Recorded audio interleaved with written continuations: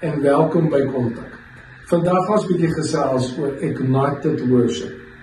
When we worship, we receive a different spirit.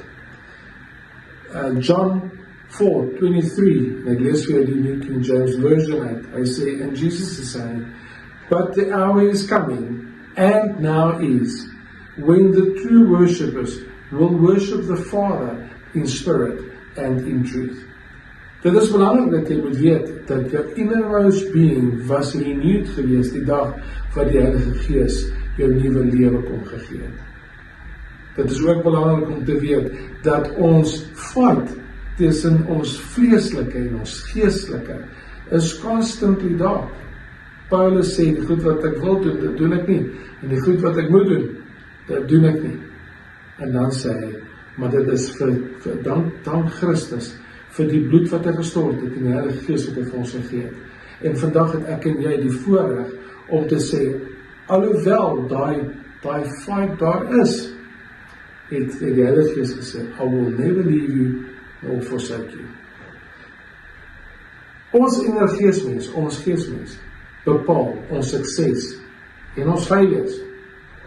Maar dit bepaal ook ons destiny, waartoe ons op pad is. En die purpose, ons volle purpose, jou volle purpose, wat jy kan bereik. Ons geesmens word beïnvloed deur omstandighede, wat ons lees, wat ons sien, en die vriende wat ons het, bepaal baie kere die manier hoe ons dink, die manier hoe ons na goede kyk.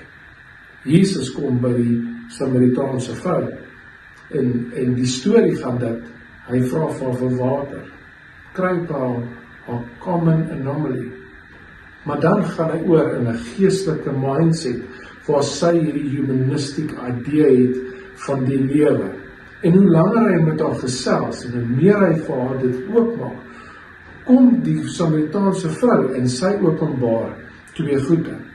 Nommer 1, sy openbaar dat sy haar hele lewe lang het sy natuurlike goed gebruik om haar innermost being te probeer volmaak.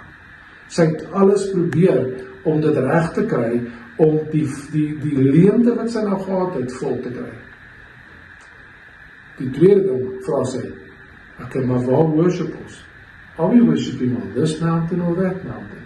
En Jesus sê vir haar, die tyd is nou, that the true worshippers will worship the Father in spirit and in truth.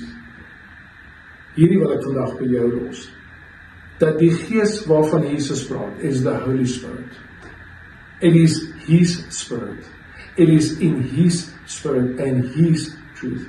Dit is nie uit my en jou geesmens uit nie, dit is uit sy volheid uit, en uit sy waarde uit, wat ons worship ignite. En as ons begin agterkom, dat die Heilige Gees, is die ene wat my van die innermost being af volmaak, en laat oorloop, inteendeel, en ek wil graag vir jou hierdie lees, want ek wil dit by jou los, waar Jesus sê vir haar, dat hy wil die Heilige Gees vir haar gee, en hy wil die Heilige Gees moet haar flood, in die 13de vers van John 4, sê hy, en ek lees vir jou uit die TPT version uit, maar dit maak vir my soveel nicer.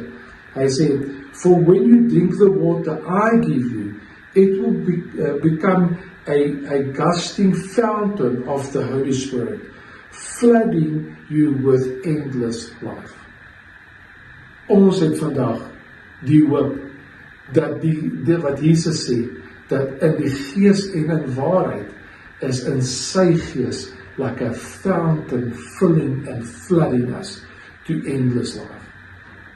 En is in sy waarheid, in die waarheid, nie wat ek en jy hoor nie, nie die vriende wat ons het nie, nie die goede wat ons probeer glo nie. As ons die waarde hoor van wat God sê oor my situasie, wat God sê oor my leefstyl, wat God sê oor my familie, wat God sê oor myself, wanneer ons daai waarde begin aanbid, en sy Gees begin aanbid, then we have a different spirit.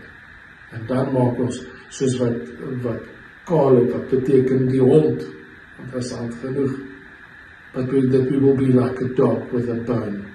out of the tribe of Judah, the tribe van worship, that we will be like a dog with a bone, says, Lord, I will not leave you. I will not leave you. Dat ons soos Jakob sal wees, wat sal wrestle met die Here, wat sê, Here, ek sal u nie los tot u my gebless het nie. And God says, I've already blessed you. Het jou klaar gebless. Toe ek my seun gegee het ek jou klaar gebless. I've given you the fullness. En Jesus sê, ek sal die Vader bid en hy sal jou die Heilige Gees gee. En die Heilige Gees is klaar vir ons gegee. Ons het die volheid van God. Wat ons vandag moet maak is om toe te laat, om in ons lewens die verskil van die binnekant af te kan begin verander. And before we know it, we have a spirit of worship. Not for what He has done for us, or just for what He has done for us. Not for what we can get out of His hand, but for the God that He is. Mag hierdie boodskap vandag, en in julle geselskap vandag, mag sy naam verheerlik word. En mag Jesus Christus jou middelpunt wees en alles wees wat jy doen. Ons sien julle volgende keer. Tot ziens.